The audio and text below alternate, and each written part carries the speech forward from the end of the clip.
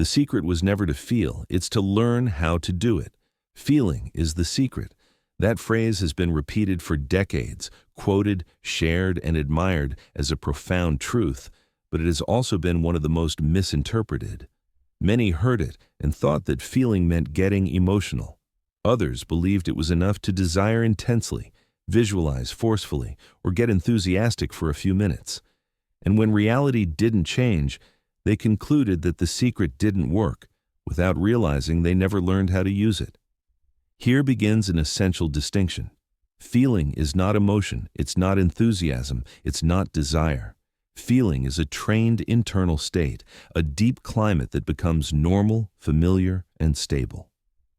Reality doesn't respond to what you occasionally desire. It responds to what you feel as constant truth. And that explains why so many techniques work sometimes and fail most of the time. For years, people talked about feeling as the creative key, but almost no one explained the internal process to develop it, the what was revealed, but not the how.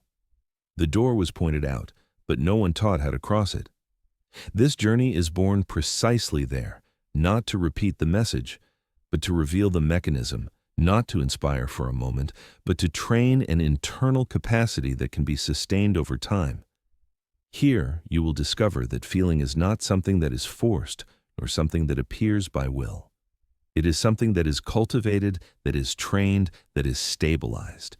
You will learn why trying to feel usually blocks the process, why intense emotion doesn't create, and because the subconscious only responds when a state becomes natural, not when it's desired, but when it's accepted. This journey doesn't ask you for blind faith. It asks you for honest observation. It doesn't seek for you to believe something new, but to recognize how you have always created your reality, because you are already feeling all the time. The question is not, do you feel? The question is, what are you feeling as normal, as possible, as real? And from there, what kind of life can emerge? Throughout the chapters, you will learn to recognize the real feeling you inhabit, to dismantle false interpretations, to understand who feels within you and how that feeling is installed, recorded, and expressed as experience. You will learn to use the body as a guide, the present as a point of creation, and deep states of receptivity as allies, not to manifest on a whim, but to live from an internal coherence that orders reality without effort. This is not content to consume quickly. It's an internal training, a silent re-education, a return to a capacity that was always there, but was never explained with clarity. Because when you learn to truly feel, life stops being an unknown and becomes an inevitable answer. Chapter 1. Why does no one know how to feel? For years, people have talked about feeling as if it were something obvious, as if everyone knew how to do it, naturally. And that's where the error begins. It was assumed that feeling was getting emotional, getting enthusiastic, or reacting with intensity. It was believed that the stronger the emotion, the more power it would have, but experience proves otherwise. Intense emotion appears, rises, falls, and disappears, and when it disappears, reality remains the same. That's not creation, that's reaction. The confusion arises because emotion is visible and loud, while true feeling is silent and deep. Emotion responds to what happens. Feeling precedes what happens. Emotion is a momentary effect. Feeling is a sustained cause. That's why getting emotional doesn't transform reality, because reality doesn't respond to emotional peaks. It responds to stable internal states, to what is lived as normal, not to what is intensely desired for an instant. Here appears another common trap, trying to feel, forcing a positive emotion, repeating phrases with enthusiasm, or imagining scenes loaded with expectation. All of that usually generates internal tension, and tension blocks because trying to feel is, deep down, admitting that you don't feel yet, and that admission is the signal that gets recorded. It doesn't matter how much you want to appear calm, secure, or abundant, the real state always prevails. The one that is inhabited, not the one that is declared. That's why this first training doesn't seek to change anything yet. It seeks to reveal, to learn to recognize the real internal state that is being inhabited, not the desired one, not the ideal one, the real one. That internal climate that accompanies thoughts, decisions, the body, and daily reactions.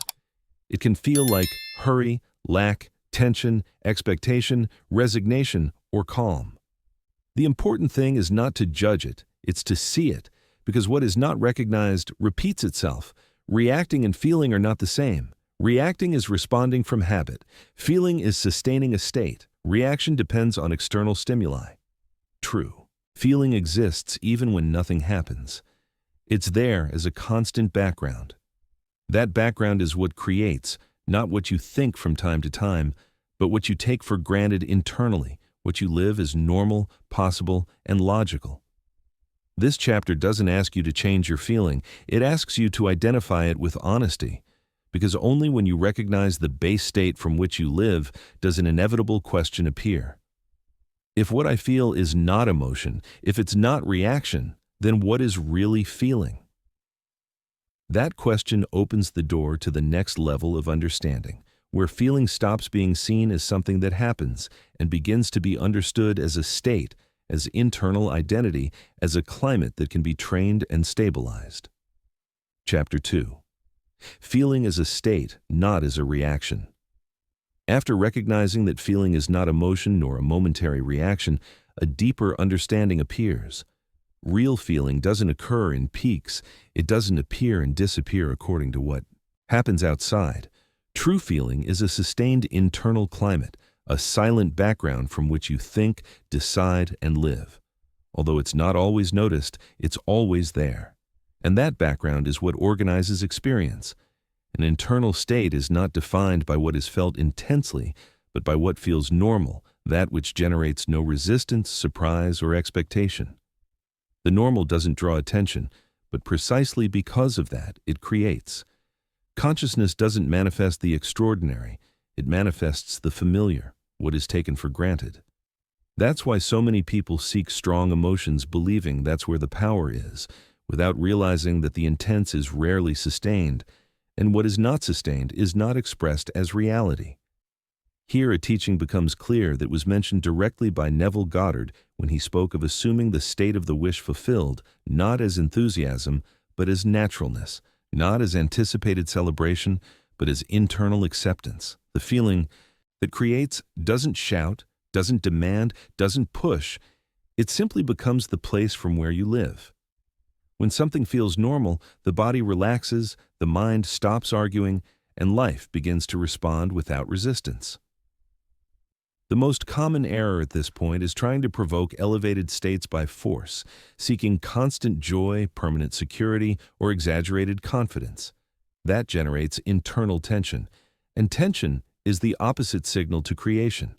A true state is not imposed, it's allowed. It's installed when it stops being strange, when it doesn't feel like acting, when you don't have to remember it all the time. That's when it begins to stabilize.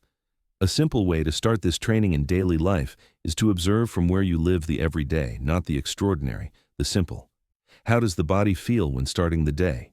What is the internal climate while walking, working, or waiting? Not to change it, but to recognize it. Then, choose just one small adjustment, not an intense emotion, but a slightly more expansive sensation, a little more calm, a little more space, a little less urgency. Sustain that without effort, as if it were natural, because that's where the stabilization of the state begins. When a state is sustained without vigilance, something becomes evident. That feeling doesn't generate itself. Someone maintains it. It's not conscious thought. It's not will. There is a deeper instance that sustains the internal climate, even when you're not paying attention. And that understanding opens the next door. If feeling is a state and the state is sustained, then an inevitable question arises. Who is really feeling within you? That question marks the beginning of the next chapter, where consciousness stops being seen as a single voice and begins to be understood as an internal dynamic that creates without arguing. Chapter 3. Who feels within you? When you understand that feeling is a state and not a reaction, an inevitable question arises. That state that is sustained even when you're not thinking about it, who keeps it active? Here, consciousness stops being perceived as a single voice and begins to reveal itself as a deeper internal dynamic. Not everything that occurs within you is born from conscious thought. In fact, the most determining thing occurs outside of it. There is a conscious part that thinks, analyzes, decides, and tries to direct. And there is another deeper layer that doesn't argue, doesn't reason, and doesn't evaluate. That layer simply accepts. It doesn't accept ideas by logic, it accepts states. That's why repeating words doesn't transform anything if the internal state doesn't change. The subconscious doesn't listen to what you say. It responds to what you feel is true, to what is lived as normal, to what generates no internal conflict. This understanding had already been intuited by William James when he affirmed that experience doesn't change through direct thought, but through sustained internal attitude. It's not about convincing the deep mind. It's about offering it a state it can accept without resistance. The subconscious doesn't need proof. It needs coherence, and when it finds it, it executes without questioning. Here, another common error is revealed: fighting against a belief, arguing it mentally, trying to eliminate it with opposite affirmations. All of that reinforces it, because fighting implies attention, and what is attended to is sustained. The subconscious doesn't interpret negation, it only registers the state from which you fight, and that state is usually the same one you want to change. That's why the training at this level doesn't consist of convincing, but of allowing a different state without forcing it, without fighting with the previous one. When a new feeling appears without resistance, the subconscious accepts it as a possibility. And when it accepts it as a possibility, it begins to express it, not by effort, by natural obedience. A practical way to experience this in daily life is to observe when the need to convince yourself of something appears. Security, worthiness, calm. Every time the impulse arises to repeat something to yourself insistently, it's a sign that that state has not yet been accepted. Instead of insisting, you release the phrase and observe the body. You allow a minimal sensation of relief, of space, or of neutrality. Not big, not intense, just acceptable. That small permission is more powerful than 100 repetitions. When this dynamic is understood, something orders itself internally. The conscious stops fighting, the subconscious stops resisting. And a key question arises: if the subconscious obeys states and not words, then the real work is not in thinking better, but in learning to install a feeling. That understanding directly opens the next chapter, where it is revealed how an idea stops being thought and becomes lived experience. Chapter 4. How does a feeling get installed? Understanding. Who feels within you opens an important door, but the decisive step is still missing. Knowing how that feeling gets installed, because an idea doesn't become experience by being repeated, it becomes experience when it stops feeling strange, when it stops being observed from the outside and begins to be lived from within. An idea becomes real when it is internally accepted, and acceptance doesn't occur by logic, it occurs by familiarity. That which feels known generates no resistance, provokes no alert, awakens no doubt. It's simply assumed. That's why the subconscious doesn't express what you intensely desire, it expresses what it recognizes as normal, what is no longer questioned, what needs no explanation.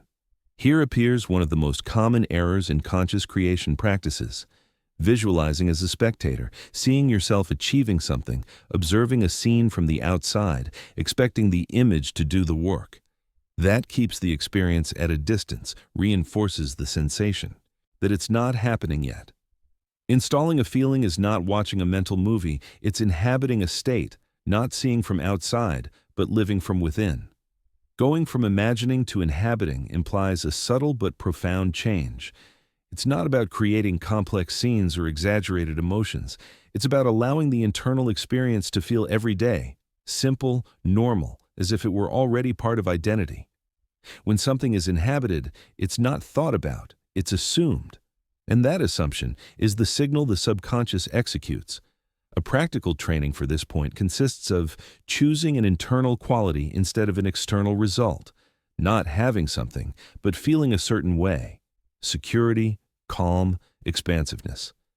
Instead of imagining situations, you allow that quality to permeate the present moment without effort, without expectation, as if it had always been there.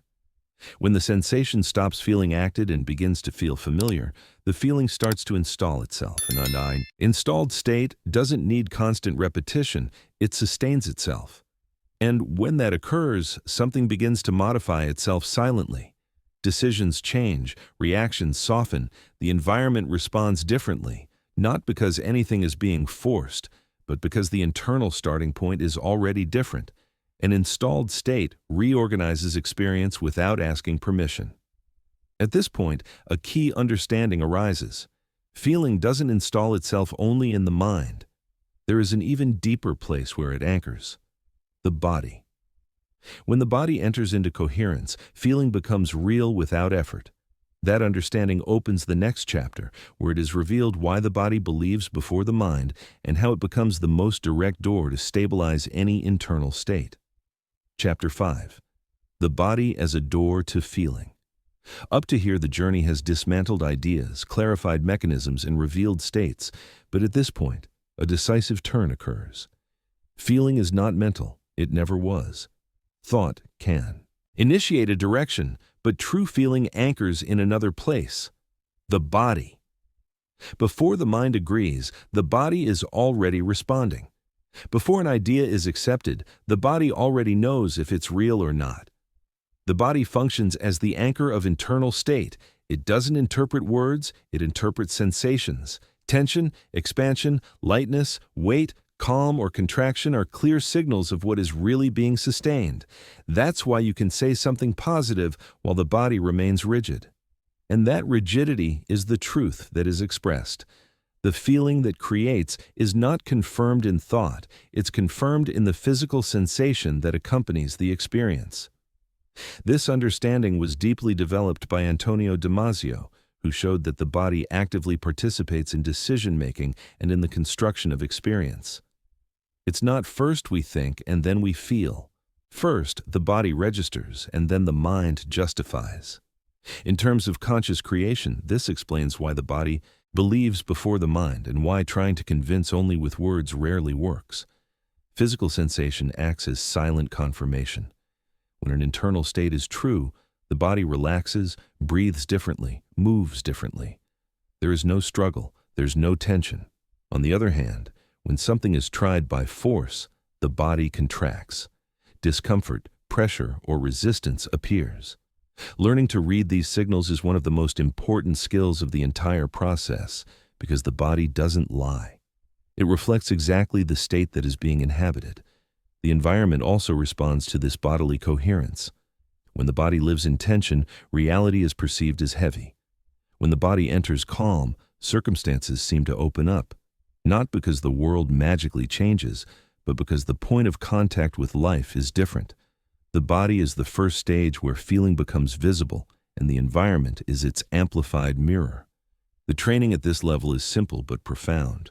Stop asking yourself what you should feel, and start observing how the body feels now when sitting, when walking, when waiting. Without correcting, without forcing, just reading. Then allow micro-adjustments, release the shoulders a bit, breathe slower, give space to the chest. Not to provoke something big, but to allow coherence. When the body enters alignment, feeling stabilizes without effort. Here, a powerful consequence is revealed. When the body enters coherence, time stops mattering. There is no urgency, there is no waiting. The state is already present, and that presence opens the door to the next level, where it is understood that feeling doesn't occur in the future, it occurs now, and that waiting, even mentally, blocks exactly what you want to create. Chapter 6. Feeling without waiting. At this point in the journey, an understanding appears that changes everything. The feeling that creates doesn't occur in the future, it occurs now. It always occurs now. Waiting is in itself a state, and that state communicates something very precise to the interior. Not yet, still missing, it's not time. That sustained signal blocks exactly what you wish to experience. The error is not in wanting something, the error is in waiting for it, because waiting is feeling absence. And absence, when it becomes habitual, is expressed as reality. Here it is revealed why so many practices fail. You visualize something future, You desire something better. You imagine a change. But all of that is done from a present feeling of lack. And that present feeling is what gets imprinted. The creative code is not someday, it's already is, not as a repeated affirmation, but as internal assumption. When something feels present, even if it's not visible yet, the body relaxes, the mind quiets, and the state becomes stable. That stability is the signal the subconscious executes. It doesn't need external proof, only internal coherence. This understanding was clearly expressed by Neville Goddard when he spoke of living from the end, not as fantasy, but as assumed state. It's not about imagining a brilliant future, but about feeling now the naturalness of what is already resolved. The feeling that creates doesn't anticipate, it inhabits. The trap of future desire is subtle. It seems motivating, but it maintains distance. When this happens, I will feel this way. When I achieve it, I will be at peace. That scheme postpones feeling, and what is postponed doesn't get installed. The training here consists of inverting the sequence, not waiting for reality to change to feel different. Feel different now without demanding immediate proof. A practical way to train this point is to choose an internal result, not external. Peace, security, expansiveness. Instead of thinking when it will arrive, you allow yourself to feel it now, even if minimally. Not intense, not perfect, just real. The body already knows how it feels. When that sensation is sustained without expectation, time loses relevance and the state begins to deepen. At this level, you understand that feeling doesn't need conditions, only permission. And when permission is given, something new appears, an internal space where feeling enters without resistance, without effort, without vigilance. That space is brief, subtle, and powerful, and it marks the threshold of the next chapter, where it is revealed why certain moments of the day, especially before sleep, open a direct door to the subconscious and consolidate feeling as reality. Chapter 7. The threshold where feeling becomes reality. There exists a moment in the day where consciousness lowers its guard, a silent instant in which the mind stops arguing and the body enters receptivity. That threshold doesn't occur when you try to control. It occurs when you let go, just before sleep. There, feeling stops competing with thought and begins to imprint itself without resistance. The state prior to rest is not neutral, it's profoundly creative. What you feel last before sleeping doesn't dissolve with sleep, it consolidates in it. That's why night doesn't only rest the body, it organizes feeling. Sleeping from tension, worry, or lack fixes those states. Sleeping from satisfaction, relief, or peace makes them normal, not by magic, but because the subconscious remains open and receptive. Here, you understand why real prayer is not asking. It's surrendering internally to a state. It's not about begging for a change, but about resting in the sensation that it's already resolved, that surrender is not passivity, it's deep acceptance.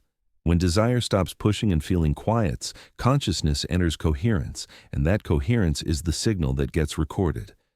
This principle was clearly pointed out by those who understood that sleep doesn't interrupt creation, it continues it.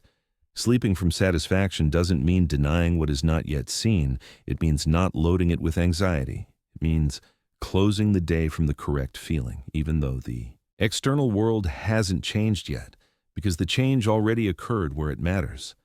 The training at this level is simple, but it demands honesty.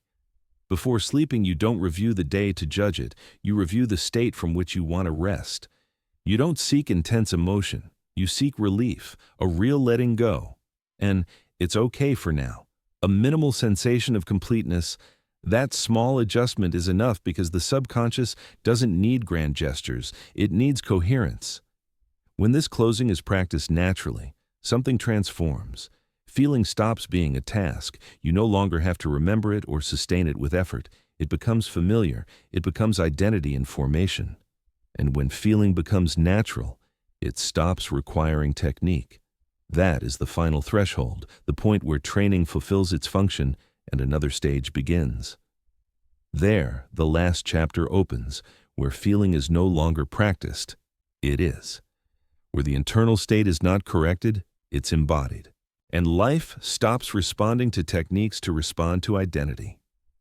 Chapter 8. When feeling is no longer practiced, it is.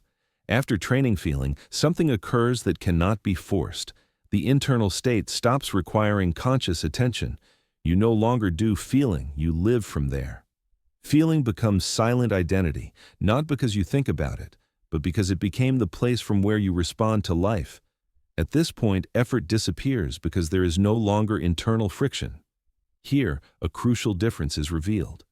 While feeling is practiced, separation still exists. There is someone trying to sustain a state.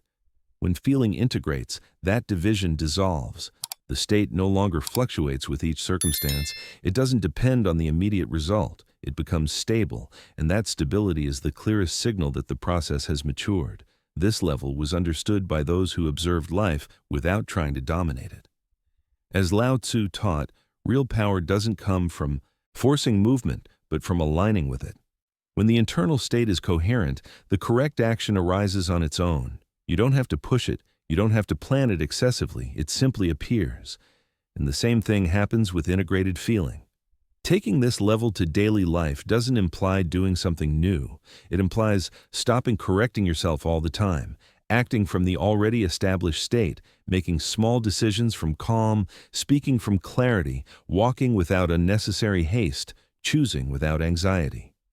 When feeling is identity, it filters into every everyday gesture in the way of listening, of responding, of waiting, of closing the day. There are no complex rituals. There is constant coherence. A practical way to recognize that this level is being embodied is to observe the reaction to the unexpected.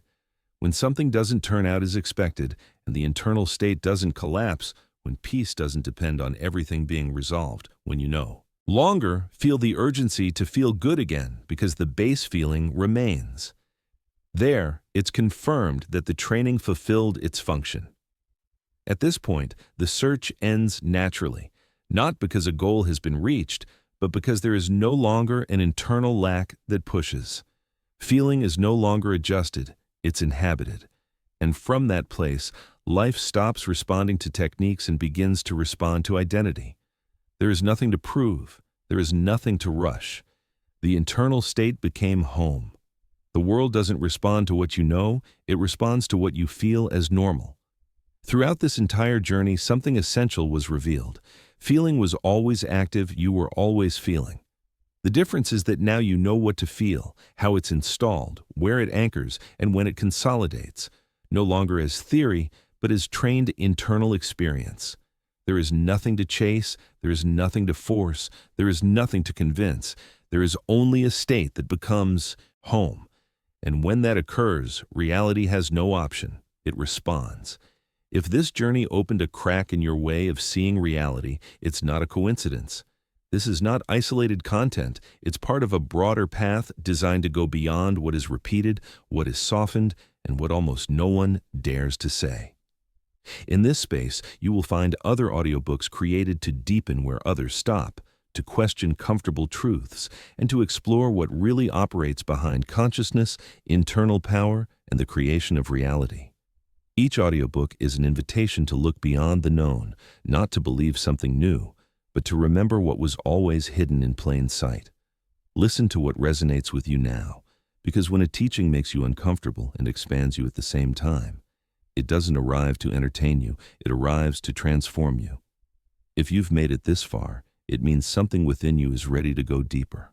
Don't let this be just another message you listen to and forget. Subscribe to the channel so you can continue this journey of transformation and discover the teachings that most people never get to hear. Each video is designed to challenge what you think you know and awaken what you've always known deep inside. Click subscribe now and become part of a community that doesn't settle for surface-level answers. Your next level of understanding is waiting for you.